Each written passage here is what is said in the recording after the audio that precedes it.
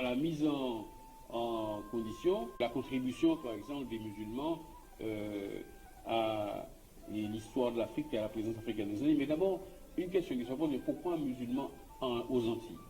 Parce que nos ancêtres, d'où ils venaient? Ils sont venus de l'Afrique. Et avant la colonisation, presque toute l'Afrique était musulmane. Mais jusqu'à présent, soit fait études dans le pays, soit fait études dans vos doigts, parce que tous les ancêtres, c'est des musulmans. Alors là, on voit le monde musulman. Il est principalement au nord de l'Afrique et à l'est, la côte est de l'Afrique. Et là, on voit les itinéraires de la traite transatlantique et la traite transsaharienne. On voit aussi tous les royaumes de l'Afrique de l'Ouest avant la colonisation, des grands empires, comme l'empire du Mali, l'empire du Songhai. Marrakech fut fondée en l'an 1071.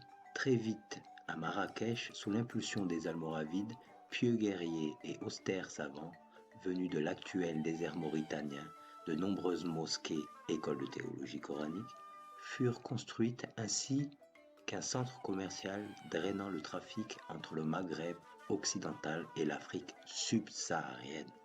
Alors l'ancien empire du Ghana ne se trouvait pas à l'emplacement du Ghana actuel. Marrakech grandit rapidement et s'imposa comme une métropole culturelle et religieuse influente, supplantant Sijil Massa. Il faut savoir que le Sénégal, fleuve Gambie, était une partie de l'empire du Mali. Donc on voit tous les royaumes qui avaient le peuple Wolof, et il y a les royaumes du Baol, du Sine Saloum, du Kayor, du Fouta Toro. Vous voyez bien au nord. Donc le Tekrour, c'est ce qui a donné le nom de couleur. Donc ce sont des mélanges de Soninké, de Saraholé, de Peul, de Serer, de Wolof. Donc vous voyez que c'était dans l'empire du Mali. Vous voyez le nord, le Tekrour, se trouve le Fouta Toro, le Jolof, le Bawol, le Sine Saloum, le Wallo. Cette influence andalouse fusionna les éléments sahariens et ouest-africains. L'émirat almoravide, un empire africain, berbéro-africain, qui s'étendait des rives du fleuve Sénégal jusqu'au centre de la péninsule ibérique et du littoral atlantique marocain. Un Peul avec un chapelet, voilà, village du Fouta Toro. Là, on voit des Peuls. Donc tous les royaumes de couleur, Peul, le Fouta Djallon, le Fouta Toro, le Massina, le Sokoto. Donc tous ces empires-là, tous ces royaumes-là ont existé. Pendant la colonisation et avant la colonisation. Donc par exemple, Cheikh Ousmane Dan Fodio, qui a fait le califat du Sokoto, justement. Donc on voit la côte africaine là, on montre à peu près où c'est le Sokoto. Et voilà, ça c'est l'intérieur des terres. Donc vers les côtes guinéennes, on a Samori Touré, El Mami Samori Touré. Donc vers la côte du Libéria, près de la Côte d'Ivoire. Donc quand les Portugais sont arrivés, ils ont trouvé des villes, des grandes villes, des gens qui étaient déjà civilisés et qui avaient de la culture. Alors même s'ils n'étaient pas chrétiens ou pas musulmans, comme les Ashanti, vous voyez, leur architecture et les symboles de décoration, vous voyez bien que même le mobilier, tout ça, c'est élaboré et c'est issu d'une culture qui est millénaire. Regardez même les déguisements. Après, on voit plus bas, en dessous donc des pays de la Mauritanie, en dessous du Mali, tout le Burkina Faso, Côte d'Ivoire, donc le Togo, le Bénin. On voit tous ces royaumes-là. Il y avait des royaumes donc, qui aussi avaient une architecture. On voit une ville au Bénin en 1891. Déjà, on voit qu'il y avait des grandes villes. Donc ça c'est les guerriers du Bénin, du Dahomey, donc tous les Tchédos, ce qu'on appelle aussi donc les animistes, hein, ceux qui n'étaient pas encore convertis à l'islam. Donc souvent on bougeait sur les plateaux justement du sud, sur les latitudes plus équatoriales, hein, parce que justement ils se sont déplacés. Il y a eu, bon, comme dans tous les continents, voilà, des conflits. Alors le royaume du Wallo, donc c'est l'ancien empire du Ghana. Vous voyez où c'est par rapport à... C'était dans la Mauritanie actuelle, royaume du Ghana. C'est-à-dire que bon, aujourd'hui, quand vous allez en Mauritanie, la plupart des gens sont noirs, 80% de la population.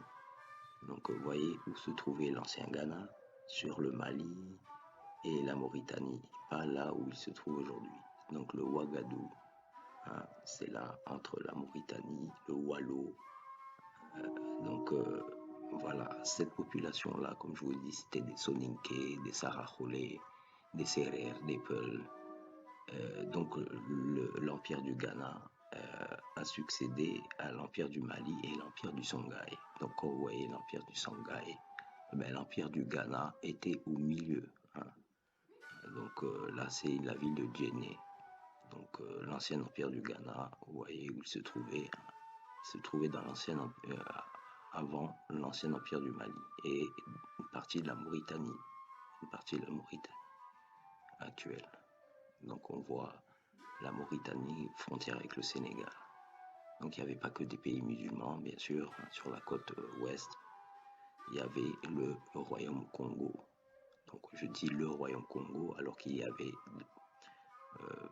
plusieurs ensembles de royaumes, mais le Mani-Congo était quand même très puissant.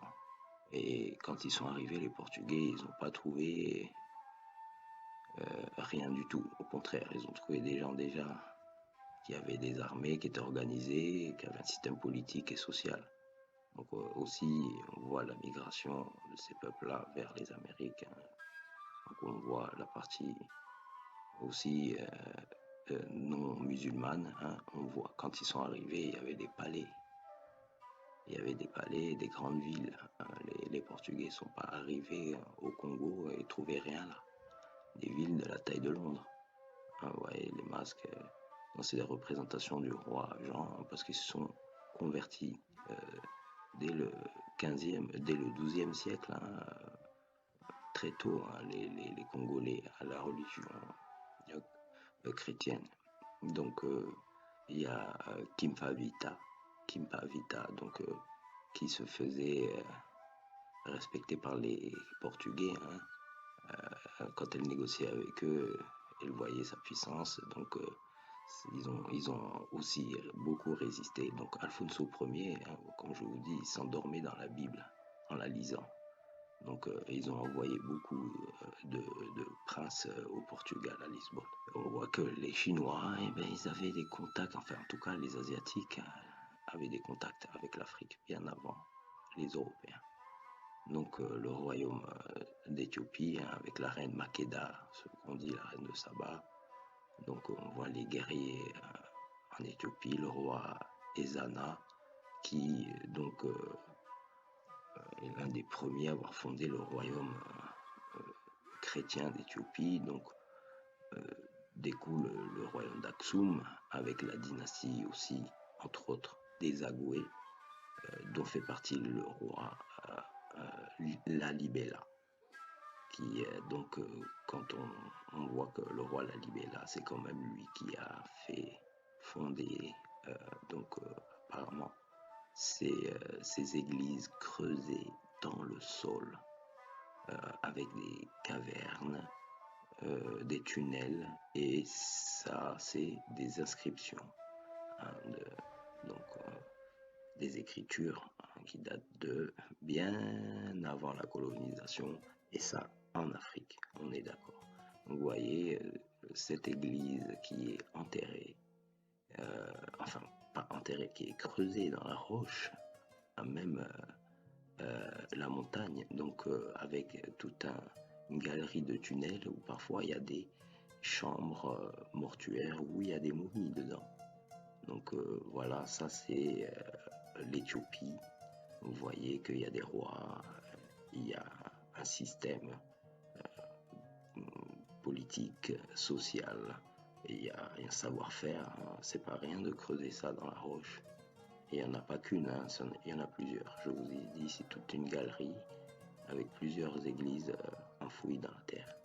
Donc on voit la chevalerie, on voit aussi que c'est un des premiers royaumes chrétiens, on dit après l'Arménie, mais bon, les textes évangéliques étaient arrivés en Éthiopie avant l'Arménie.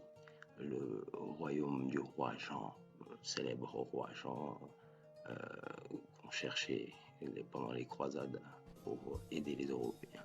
Donc Noble Drew Ali, hein, c'est vraiment quelqu'un qui, dans les années 20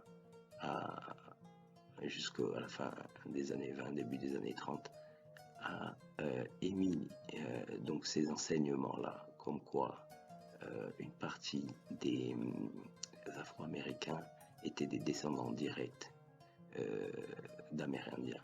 Donc Giuseppe, Mohamed Ali et Marcus Garvey ont emmené cette pensée aussi chez les Afro-Américains et les Caribéens, que donc les Égyptiens étaient déjà arrivés sur le continent américain et des vagues successives de peuples noirs africains étaient venus aussi le long de l'histoire. Donc on trouve en Australie des inscriptions, des glyphes égyptiens très anciens avec justement des phrases sur un mode qui fait référence plutôt à une très ancienne dynastie. C'est-à-dire que les expressions utilisées quand ça a été découvert, elles n'ont pas été comprises tout de suite parce qu'en fait, il y a eu des progrès entre-temps dans les hiéroglyphes et les glyphes et on a vraiment déterminé que c'était les premières dynasties. La langue qui est utilisée, bizarrement, chez les aborigènes, en Australie. Les glyphes utilisent aussi une forme de phrase égyptienne ancienne et une structuration grammaticale qui ont été récemment découverts, situés dans le parc national de Brisbane Water à Carillon, connu sous le nom de glyphe de Gosford, découvert dans les années 1900. Donc vous voyez, quand il y a des gens des îles Samoa, du Vanuatu, enfin là, de l'Inde, et donc en Papouasie, dans le Vanuatu, tout le Pacifique, en Tasmanie. Regardez, Tasmanie, c'est une île à côté de l'Australie. Et là, c'est en Thaïlande. C'est en Thaïlande. Vous voyez les populations de Thaïlande aussi. Donc, comme je vous ai dit, toutes ces îles, les îles Fidji, Vanuatu, tout le Pacifique, les îles Samoa, tout ça. Donc, Wallis, Futuna, ça, c'est des Andamais. Donc, ils viennent de l'Inde du Sud. C'est les premiers habitants de l'Inde. Et on nous a dit qu'il y a aussi des populations qui sont venues par la suite, par le détroit de Bering, de type mongoloïde. Mais Marcus Garvey et Noble Drew Ali, hein, qui se connaissaient très bien, ont quand même fait quelque chose pour la reconnaissance de la propre histoire cachée des Américains natifs. Le Maroc, en tant qu'entité politique définie, date de 789. La dynastie almoravide, quant à elle, a la particularité d'être née en dehors des frontières actuelles du Maroc, puisque son berceau historique se trouve sur l'île de Tidra, au large de la Mauritanie. Ayant pour capitale Marrakech, la dynastie englobera toute la Mauritanie, le nord du Mali. Giuseppe Mohamed Ali, dans le Negro World Newspaper de Garvey, il a annoncé en premier déjà, bien avant Malcolm X et tous ces gens-là. Donc vous voyez là le royaume du Maroc et de la Mauritanie à une époque, eh ben, c'était bien le même royaume, le même pays. Vous voyez la Mauritanie, tous ces gens-là sont des Mauritaniens, ils sont allez, 80% de la population est noire. Donc, vous voyez les échanges qu'il y avait entre le royaume du Maroc et le Songhai déjà. Et ce qu'il y avait entre, c'est la Mauritanie. C'est là où il y avait aussi l'ancien royaume du Ghana.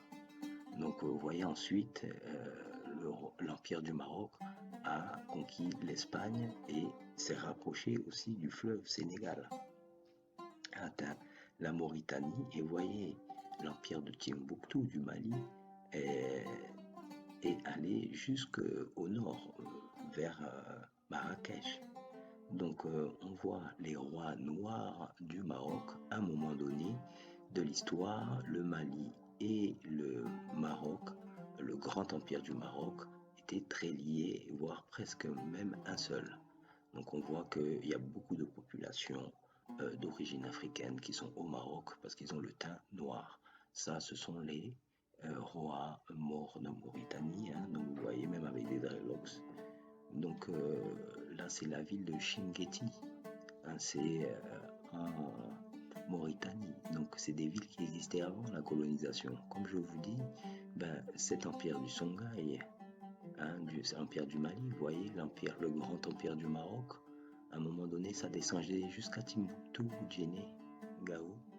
Donc ça prenait une partie de la Mauritanie, ça allait, et vous voyez, le Songhai, hein, ça remonte vers le Maroc, la Mauritanie, pareil. Donc à un moment donné, il y avait un lien très fort. Donc vous voyez, Cheikh Ahmed Tidjani, déjà, il était plutôt de teint africain du sud. Donc on voit encore à Fès, encore des Marocains noirs. Donc à Tata, vous voyez, Tata, c'est au sud de Agadir. Vous voyez le panneau, il y a marqué Tata. Donc je sais qu'il y a des Marocains qui sont noirs. Vous voyez, là en bas du Haut Atlas, il y a encore Tata. Vous voyez, toute la population de cette contrée au Maroc, Tata, ils sont tous noirs. Et ils ne sont pas des esclaves, ils sont tous marocains. Donc vous voyez, là, le grand empire du Maroc allait jusqu'à Timbuktu. Hein. Ça, c'est des anciennes cartes, là où il y a l'ancien empire du Ghana. Voilà. Donc vous voyez le lien, l'ancien empire du Ghana, là où il était et là où il est maintenant. Donc voilà, les rois et les empires de l'Afrique de l'Ouest existaient des centaines d'années avant la colonisation et même la découverte des Amériques par les Européens. Enfin, que les Européens découvrent l'Amérique, parce que d'autres l'avaient découverte avant eux. Donc on voit bien l'ancien Mali et le nouveau Mali imbriqué, c'est bien plus large. Donc la ville de Timbuktu, vous voyez bien qu'il y avait des villes, des universités, le grand empire du Maroc, voilà, que vous voyez là, il prend un bout du Mali et toute la Mauritanie. Et quand on regarde le bout de l'Algérie qui est pris, c'est en référence justement à une époque où le grand empire du Maroc, vraiment, c'était une grande puissance. Par ces cartes-là, on voit le lien qu'il y avait avec le grand empire du Maroc et l'ancien empire du Mali, du Songhai. Les transformations, l'évolution des frontières, jusqu'à ce que, à un moment donné, ça soit les rois marocains berbères qui règnent sur Timbuktu, et après il y a eu aussi les rois maliens qui ont régné sur Marrakech. Donc on voit le lien aussi avec l'islam, l'Afrique, l'Éthiopie et l'Afrique de l'Ouest. Les Hintata voient l'émergence durable d'une nouvelle dynastie. Les Saadiens iront détruire l'empire Songhai en 1591. L'empire chérifien comprend alors le Maroc, la Mauritanie, une partie du Mali, Tombouctou et Gao. Oui, c'est-à-dire que effectivement, je pense qu'à ce niveau-là, nous avons quelques carences au niveau de l'histoire. Et c'est pour cela que nous, personnellement, nous voulons travailler en bonne intelligence avec nos frères intellectuels pour justement apporter les maillons manquants à l'histoire caribéenne, parce que nous considérons que restituer cette histoire, c'est contribuer à... c'est légitime, et il faudrait que toute cette histoire soit intégrée à notre patrimoine africain caribéen. Certains symboles des Amérindiens ressemblent à la calligraphie du mot Mohammed en arabe. Et si on regarde la définition du mot américain en 1828, on voit que on nous dit que américain, ça désigne un Américain natif, originel. Ça s'applique aux aborigènes, aux indigènes, qui ont la couleur cuivrée, les races de la couleur cuivrée. Mais aujourd'hui, on applique ce mot aux Européens qui sont nés en Amérique, des aborigènes et puis de tout le Pacifique, de ces peuples au teint cuivré. Et ensuite, une autre vague mongoloïde d'immigration sur le continent. Mais quand on regarde, tous, ils ont le teint cuivré, que ce soit les Incas, les Mayas. Et quand ils sont arrivés, les Européens, que ce soit sur la côte est ou ouest, ils ont vu des gens au teint cuivré. Donc il y a eu un apport de peuples mongoloïdes aussi. Mais c'est une vague qui est venue après. Donc la première vague, on voit, c'est par le Pacifique. Aujourd'hui, on vous dit afro-américain parce que vous êtes noir. Mais vous avez sûrement du sang, si vous êtes antillais, caribéen ou d'origine afro-américaine, vous avez sûrement un ancêtre qui est un Indien caraïbe. C'est-à-dire pas un Indien type indien. Parce que vous voyez, là, on vous dit autochtone américain. Et on vous montre quelqu'un, on vous dit afro-américain. Et on vous montre quelqu'un aussi qui, on vous dit c'est un latino. C'est-à-dire qu'on a labellisé les descendants des mongoloïdes et les descendants des Amérindiens et tout ça. Ce sont des gens qui sont métissés en plus. Ils ont du sang parfois asiatique mélangé avec du sang noir. Mais en fait, quand on regarde ces gens-là, ne sont pas des latinos, ne sont pas des afro-américains. Eux, personnellement, sont des gens, ils sont directs descendants des tribus aborigènes natives de l'Amérique. Vous voyez le symbole de la dame America, mais elle a été prise justement une amérindienne. Regardez la peau, elle est noire. Les Caraïbes, vous voyez, les Indiens des Caraïbes, ils étaient noirs. Les populations d'Amérique du Sud, au Guatemala et partout, vous voyez qu'ils étaient noirs. Même dans les Caraïbes, à Saint-Vincent, Dominique, là c'est dans le Wisconsin, sur le continent, à Saint-Vincent, en Guadeloupe, en Martinique, partout. Et il y avait des tribus Caraïbes noirs. Donc on veut vous faire croire aussi à un massacre, qu'on a massacré tout le monde, alors que c'est pas vrai. Parce que à partir de 1774, on a assimilé tous les tribus descendants de tribus Caraïbes qui avaient le teint cuivré, qui étaient donc noirs. Comme c'était la période de l'esclavage en 1774, on leur a destitué leur liberté et on les a assimilés aux Afro-Américains, les Afro-Caribéens qu'on avait déportés. Ils se sont métissés avec eux et on a oublié leur histoire.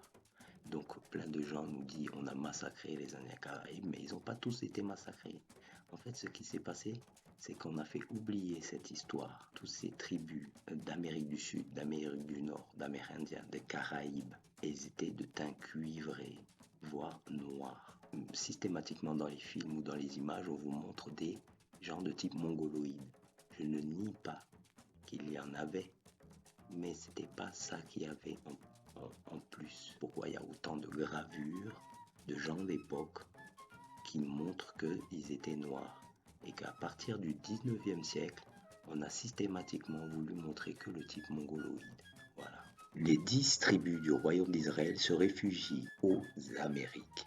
L'histoire de cette singulière opinion est curieuse et prend sa source dans un fait mémorable, la conquête par l'Assyrie du royaume d'Israël, qui comprenait les 10 tribus septentrionales de la Palestine, alors que les 2 autres tribus formant le royaume de Juda, restait en paix avec les Assyriens. Cette conquête, commencée en 733 avant notre ère, se termina en 721 par la prise de la Samarie et la captivité d'une grande partie des Israélites qui furent dispersés dans les États des vainqueurs. À partir de ce moment, ces tribus disparaissent de l'histoire. On ne sait ce qu'elles sont devenues. Extrait de l'ouvrage de Henri Vigneault, Le problème du peuplement initial de l'Amérique et l'origine ethnique de la population indigène. D'après ces diverses suppositions, l'Amérique aurait été peuplée par les fils de Jectan, arrière-petit-fils de Sem, fils de Noé. C'étaient les fils de Jectan ou Jectan, arrière-petit-fils de Sem, dont l'un, Séba, colonisa la Chine, un autre, Ophis, s'en alla au nord-ouest du Nouveau Monde,